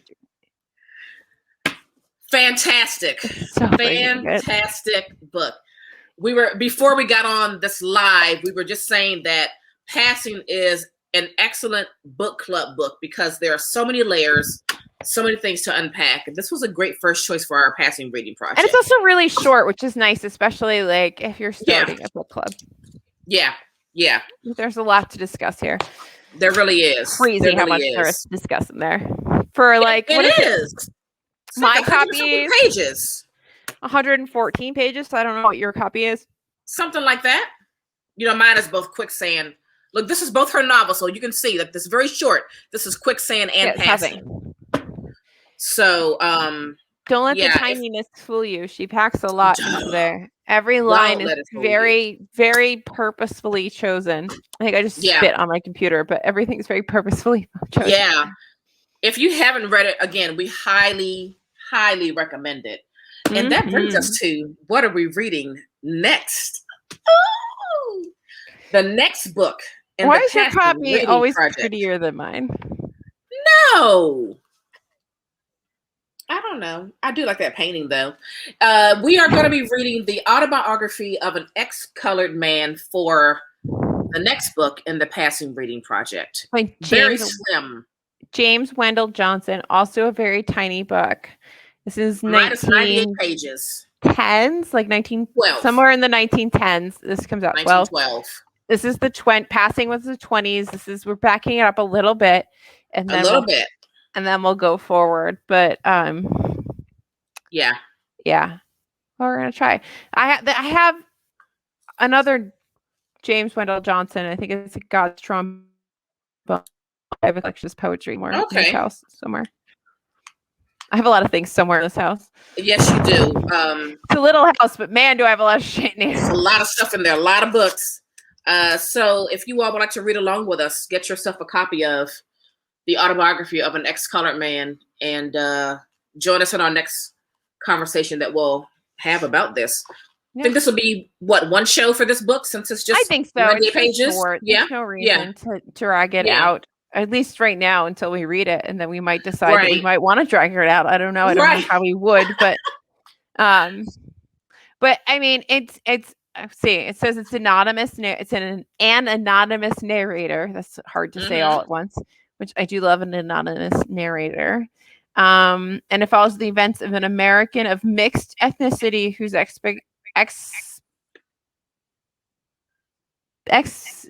exceptional, my brain, Jin. It's exceptional abilities and ambiguous appearance that allow him unusual social mobility. You should be reading this, not me, Jin.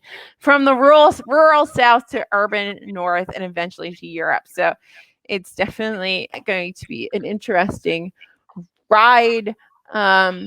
And I thought that the conversation that Robert Jones Jr. was starting on Instagram, just to circle back to the beginning, was a really interesting conversation to just discussion to start among peoples. And you and I had a really interesting discussion that morning just about, what is racial identity what does it mean to be whatever it is that you're saying you are once we Right. become so mixed? Like, who defines Right. who we are? And, I started watching, and I didn't finish it, Book Community today. And she was talking I about started too. the anthology of, I guess, like Latinx authors, I guess, that are putting together this anthology of short stories. And there's some problematic ones in there, I guess. And somebody posted, I guess, the actual origins of all these authors, and many of them have heritage from various Latin countries, but they're actually like U.S. based. They're born or mostly were raised here. And then I don't know what the context of and even Jess is like, I don't know. I just found this in my screenshots. I don't remember what the context was, but I found this.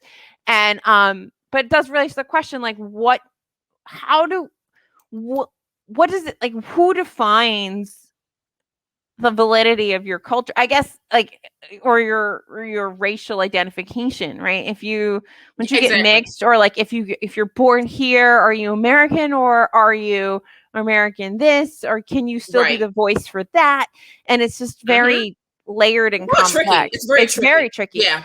And there's obviously like some people that are, less problematic than others. And there's people that try to be like the voice of the indigenous people. And they're like second generation New Yorkers who happen to be like X or whatever, like that's very different than maybe somebody who's just born here, but is, I don't know, pick something Puerto Rican and trying to talk to the Puerto Rican experience. Like maybe you miss a piece because, you're not fully Puerto Rican. So there's just a lot going on with how you define identity, and period. Like, let's be really clear. It's how do you define identity, period, I think is what we're all trying to figure out. Is how we identify ourselves. Yeah. It's so complicated. Yeah. It really is. It was not this complicated when you or I were young. You were black. I was white. It wasn't. We were straight. I'm straight. If you weren't straight, you were gay. And like that was it. Maybe you were bi. Maybe you were bi. Sometimes men like to wear ladies' clothes like that, though. Yeah. It's just different now. Like, and it's not because these people didn't exist. Like that. It's just we just didn't have these terminologies. We didn't have the ability to. We didn't have those conversations. Down. We didn't have that terminology. We didn't have any of it. We did not have any of it. So we're like, I just feel like we're living in an interesting period of time where people are starting to develop the language to explain who they are in a more defined way. And it's just getting really interesting watching it all sort of unfold. Right. But it is lovely that people can actually finally express who they are. Because it's so hard to be like, I mean, it's easy if you fall within the norm. Like, I can't say that I've ever stressed. I fall within norms. Like, it's easy. Like, I know what I am. Right. But God, it's got to suck to not be able to describe who you are. That has to be horrible. Be one of the most suffocating things that you can ever experience. Never feel like you identify with something. To finally start to have terms and places and people that you can talk to and be like, I am like you and you are like me, and let's actually have a discussion and understand each other better so that I cannot feel so out of place. Yeah. Because nobody wants to feel out of place. But then it's really hard because you have old ass people that like us who don't understand everything, and then you have old ass people not like us who don't understand anything and are really against it because they don't understand it. Don't understand, but also are against it and don't. You can understand. Like, I don't understand these conversations. I don't understand a lot of things, but please explain it to me because I'm not here to like. I don't care. Like if you come over to me and you tell me you're purple and you're a unicorn, I'm like, great, that's awesome. Tell me about your unicorn life. Right? I don't give a shit. Whatever makes you happy. Really care. I don't care. I don't care what you identify as. I don't care. I don't care. Are you a good person? Are you happy? Are you happy? A decent person? Do you do good things? That's all I care about. That's really all I care. I don't care about what you identify as. It's actually none of my business. If we're gonna really be honest, it's none of my business. That's your business. That's your life. I have no part in it. I have no right to judge it. Nope. It's not for me to like or dislike. It's none of my fucking business. I am not your. As long as you're not here murdering people, I mean, it's all good. I am not your judge nor your jury. I don't care as long as you're a decent human being. But there's definitely people that take a lot of offense to anything that goes against the norm. And you're like, well, why is it bothering you so much? That's the question I always have. Like, what is it doing to your life? Ruining your life. It doesn't make any difference to my life. You know, it's not effective. If it is bettering another human being's life to be X and doing nothing to me to be Y, why does it matter? Exactly. Yeah. Let people live. Let people live. Let people live. That's it. The gin And filled read kitty with us cat for the next says, book. "Let people live." Yes, and read books. Read with us. I'm excited. I really enjoyed discussing passing with you. Me too. It was a ride, man. It was a real ride. I hope this I didn't know it was going to get that deep. I don't think this is going to be as good as passing, but hopefully No. it's at least entertaining. And we're going to get more passings. I think they're going to show up, and it's going to go like this. We're going to get some greats and some not greats, but hopefully this is good. Shall we mention to the people something new that TBR Lowdown has just launched? Our website, you mean? Quietly. Our website. What? We have a website? Yes, we do. We do have a website. So I've got some writing to do. What the website means. I've got It's okay. If you want to see anything that's going on with, what TBR Lowdown is reading for the month, what the Passive Reading Project is doing, just go to tbrlowdown.com and you can get all the good info and subscribe to our newsletter. Please. Subscribe to our newsletter. We're slowly getting our ducks in a row. Like we're real. We're a real group. We really exist. Yep. We really are doing things. We are really. Welcome to the birth of TBR Lowdown. And I hope welcome you to it. You are in it at the beginning. So yes, tbrlowdown.com. Join us, visit us, all that good stuff. Share with your friends. Yes, please. Share with other readers. Join us reading these. We're doing lots. We do lots of different things. There's so many ways to diversify the way that you read and not just read the same old nonsense that's pushed to you. Not that it's not good. Nonsense is mean. Nonsense means that it has no value. No, there's lots of things you can read that are just mainstream, but there's so many other things you could get to. So I'm excited for you and I to start our really difficult, our challenging classics. Do you want to give a little pre-announcement about that? You kind of talk about what that is? So I'm excited about it. As everything happens, I was randomly talking to Naomi, and I decided I really wanted to read Ulysses, and I asked who would want to read Ulysses with me, and the only person who really was excited about it was Naomi. And we decided to make it a TBR Lowdown project of just sort of reading really, I'm like spitting everywhere, really challenging classics. Not like your normal classics that sort of everybody reads all the time, but the ones that everybody sort of shies away from or lies about reading to make themselves sound smart. Like actually try to read these really difficult classic novels and see what it's about. Like why is Ulysses this modernist epic book? Why?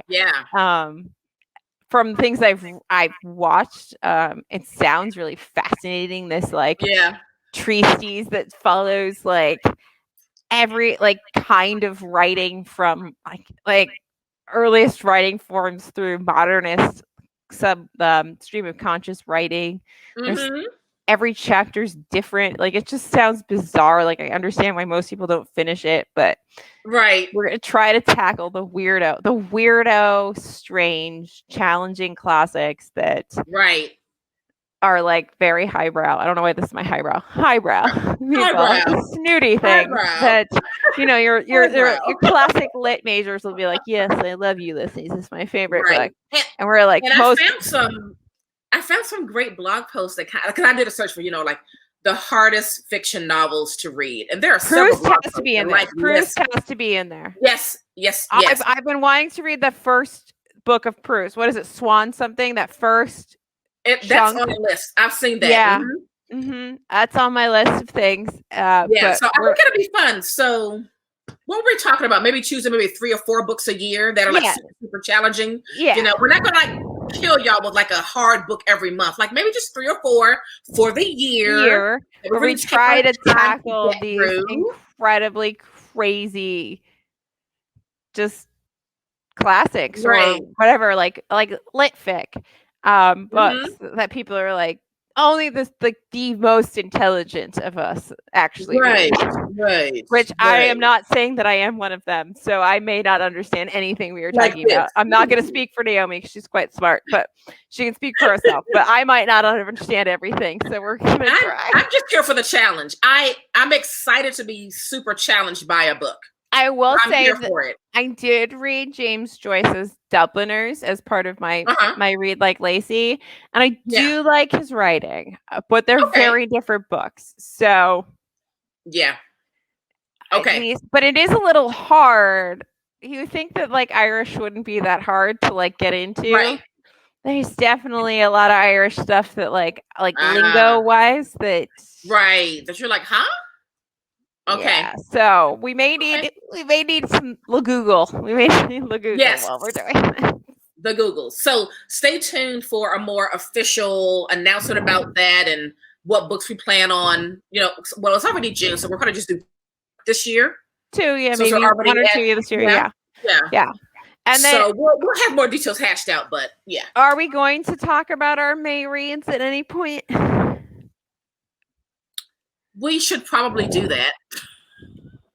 I only read one of them because y'all scared me for the second one. Oh gosh. Well, my setup is breaking down here. So that's how you feel about this? You're just like, I'm gonna break down the setup. Forget this. I'm out of here. So I've only read Witches Steeped in Gold. Right. I read this one. I DNF'd this one.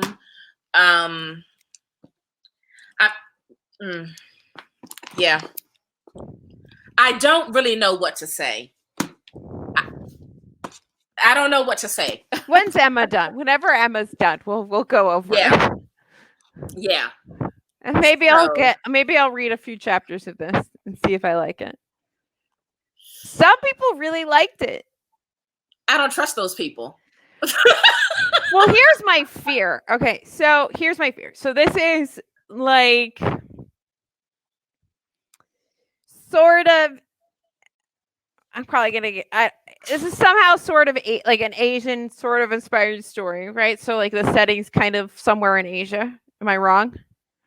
And it's kind of environmentally based, right?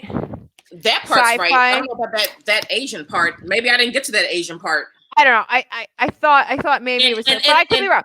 I could be wrong. That could be irrelevant. But anyway, but hang on though. I know it says sci-fi, but it's not. It's very light. But here's how I feel. If you want sci-fi that deals with environmentalism, that's maybe like got like some sort of like Asian-y bent to it. I don't know where it went, but just read Clara and the Sun. Because that thing was fantastic. Fantastic book. And my worry is that I'm going to read this and it's going to be between your DNFing, other people's very much dislike of it. And after reading Clara and the Sun, I'm like, what? I just feel like Clara and the Sun's the better book. Well, let me preface all of this by if you're going to be in this genre of like sci-fi lit that deals with environmentalism. Right. But let me also say that I'm sorry for this angle, but like all of my things are breaking down here. My whole setup. Let me say that number one, I'm an old lady. Okay. Yeah, and I'm an old lady. So both of these books are YA. Yeah. I am not really a YA reader. Okay, none of our books are YA this month. Right. I'm not really a YA reader. So a lot of times YA reads very, very young for me. Too young for this old lady here. Yeah. There are some YA that I like, and I have not figured out why I like some YA. Like I love Dread Nation. I like that duology. I like the His Fair Assassin series. You like Dread Nation? YA. You know why you like Dread Nation? Because it was well written. It's dark. You connect. It's dark, and you connected with the characters real fast. And there was enough action to not be bored. Yeah, that's true. And I feel like that was what was missing in Witches Steeped in Gold. Is there is like a connection missing somewhere. It's taking And it took so long for me to care, and by the time I cared, they like lost me. Right. But like, so because I'm not a YA reader, I don't really know what's typical about YA books. And these could be very typical. And so True. if you're a YA reader, you may really enjoy them. That's but why I'm I think not. Emma's opinion means a lot more than ours. I think Emma's much Yes. more of a YA reader. She's closer to Yes. the demographic than our old asses. And yeah.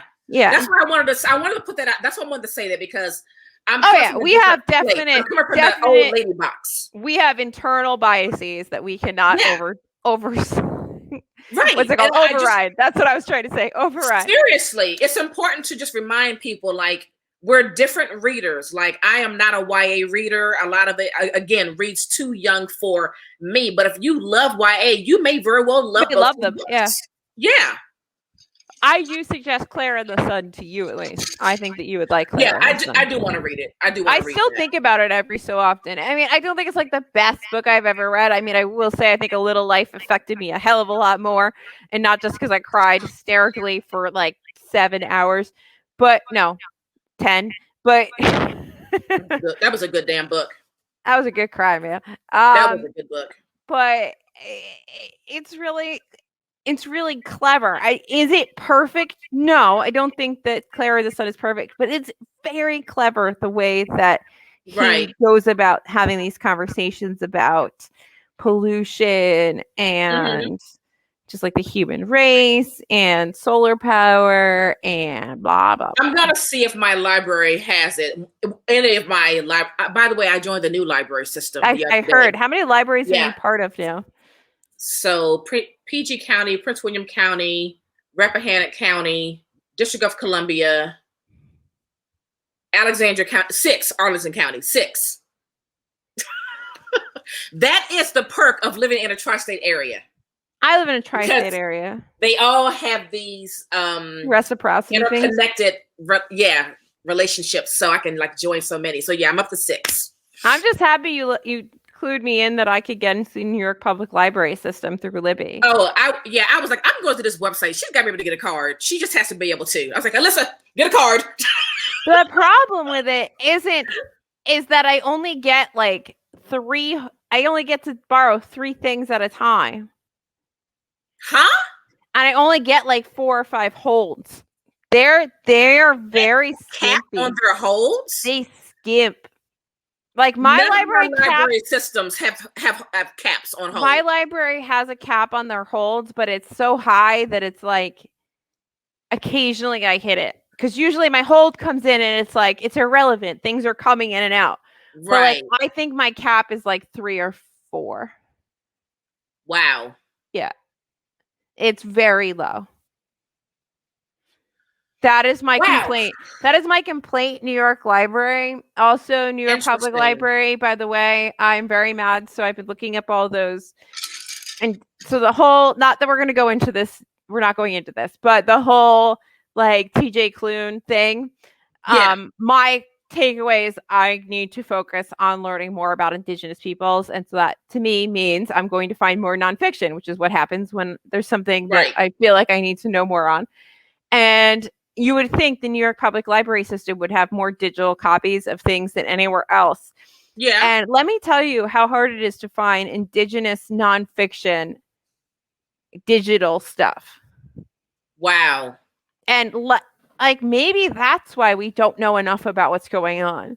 Because there's an accessibility problem. Not only are you not teaching it to me in school, but when I go to look it up for myself, maybe you have a hard copy, not just totally shit on the New York Public Library, but maybe you have a hard copy, but I ain't driving to the city to get it. I know my library doesn't have it. Maybe they have some of them, but they don't have all of them. But like, can we digitize more books, period? Absolutely. Especially books that teach us things about actual shit that's going on in our world.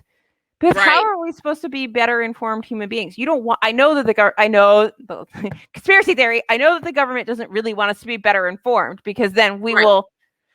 No government really wants us to be that informed because then we'll fight them. But like, come on, America's pretty damn free.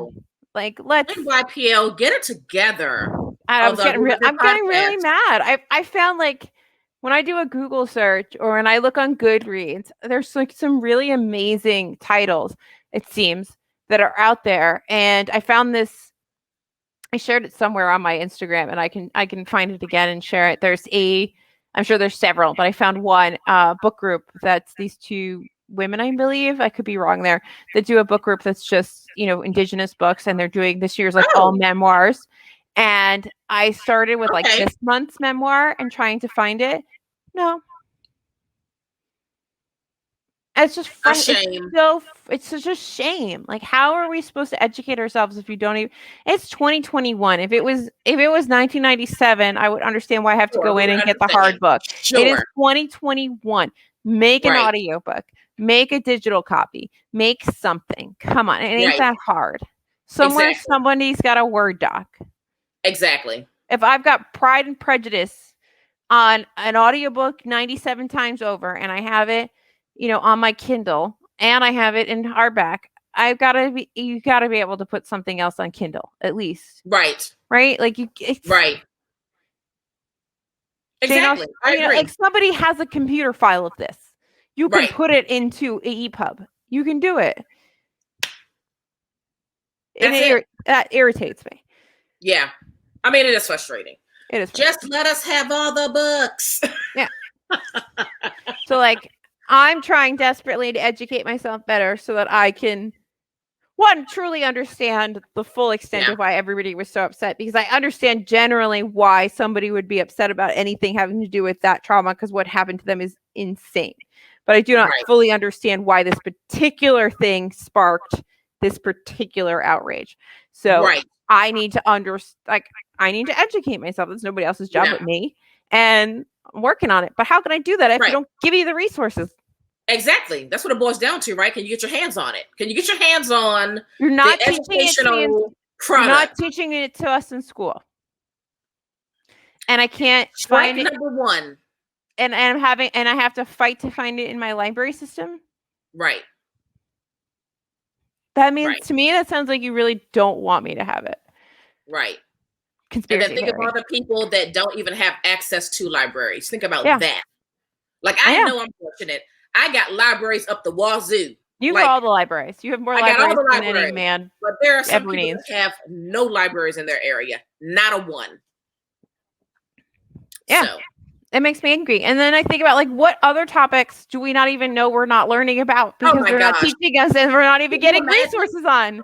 Can you imagine what we don't even know that we don't know? Exactly. No. Can you imagine what we don't know what we don't know? That's I know where you were going. The things that we don't know, we don't know. What are those? Yeah. I don't even know. Yeah. We don't know. Oh, Claire fucking Kendry. This is going on Claire fucking Kendry. This is us folks going on a tangent. Read with us. Read with us. Whenever you're angry, just shout Claire fucking Kendry. Claire fucking Kendry. Claire fucking. Don't forget to follow the hashtag on Instagram, The Passing Reading Project, just to see all of our updates in regards to this project specifically. And give us a visit at tbrlowdown.com. I just love saying that.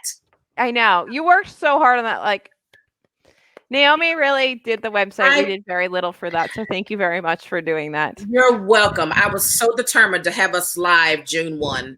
That was a Naomi project and you did beautifully with it. And I appreciate you immensely. Thank you. Thank you. I'm so happy we are live on the internet. I will start writing things for posts, I promise, at some point. Me too. Me too. Me too. I do want to start writing up a bunch of things about nonfiction. I don't know who's actually interested in nonfiction, but I feel like there needs to start being some better resources about. I know that it's not like the sexy part of like book talk, booktube, book whatever in social media, insert social media. But it's such an important part of being an informed human being. I know. I got to read that Empire of Pain. I want to read Black Spartacus. Like, there are some nonfiction books I want to get my hands on. I need to order a Black Spartacus from the UK because I'm just in love with that cover. It's just so striking. But that story, like, I have got to read that story. You know what I would find interesting is, so like, a lot of my nonfiction, especially around race, is about being an ill-informed white person and learning the things that nobody taught us. And like, especially because Right. like your grandfather, right? Your grandfather taught. My Great-grandfather taught. And you in particular have such a wealth of information, and maybe even somebody else of your exact makeup wouldn't have.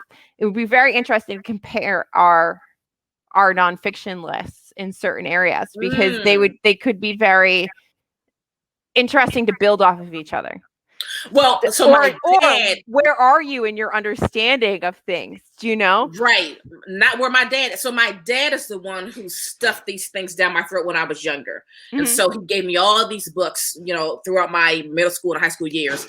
And my great grandfather is the author of his textbooks, right? No, they're not textbooks. They're just regular books that are required reading in a lot of colleges. That's what it was. Yeah. Yeah. So, but I've yet to get through those books. I got them when I was too young. They're very difficult. But it's my goal this year to at least get through one. Yeah. Yeah. But it'd be very interesting to compare our essentials. Like if we put together our essential reading list. Yeah. And I bet you they'd be really good in tandem. Yes. We should do that. We should do that. Because there's so much that nobody tells you, and that's in like whitewashed in our, especially if you're in, I don't know what I don't have children. I don't know what education looks like now, but especially like if you're in like my generation or older, there's so much that's whitewashed. And you don't know, like there's a lot of things I just know is almost like sound bites. Like there is a thing and it's a phrase and I know the phrase, but I don't know what it means, or like I'm very fuzzy on it, Right. And maybe that was the 1990s way of being more inclusive, was to include the phrase. Right. Exactly. But let's just sprinkle that in there. Just throw that phrase in there. Yeah. But yeah. So it'd be very interesting. Well, pay attention to the website because you might see those things. Pay attention to the website, tbrlowdown.com. I'm becoming like a one-woman spokesperson for like nonfiction, which I never thought I would be, as somebody who like loathed nonfiction. I loathed nonfiction until audiobooks, because then they're like podcasts, which I love. So true. It's such a great way to teach yourself. So true. Yeah. So speaking of nonfiction, also that book Hidden Valley Road was absolutely mind blowing. I got too excited about that book. That book was like, I've recommended that to so many people where I'm like, you need to read this book, man. This family. It was amazing. That was one of my pre-orders from last summer. Those poor girls. Okay, we're not going down this road right now. I know. I know. Yeah. Read it if you've never read it. Pick it up. Yeah. Anyway, thank you to anybody and everybody who's listening now, forever, or in the future. Guys and gals. We appreciate it. Follow Follow us everywhere. TBR Lowdown. Please. Nerdy Nurse Reads. Book Lady Reads. Follow us everywhere. TBRlowdown.com. Yes, and be out on the lookout for our next scheduled discussion for the autobiography of an ex-colored man. So look out for that as well. I'm back to work now, so it's going to get funky, but I only work every other weekend, so we should be able to figure out something. Yeah. I love it. Okay, I'm going to end these lives. Thanks all for listening. We appreciate it. Thank you. Bye.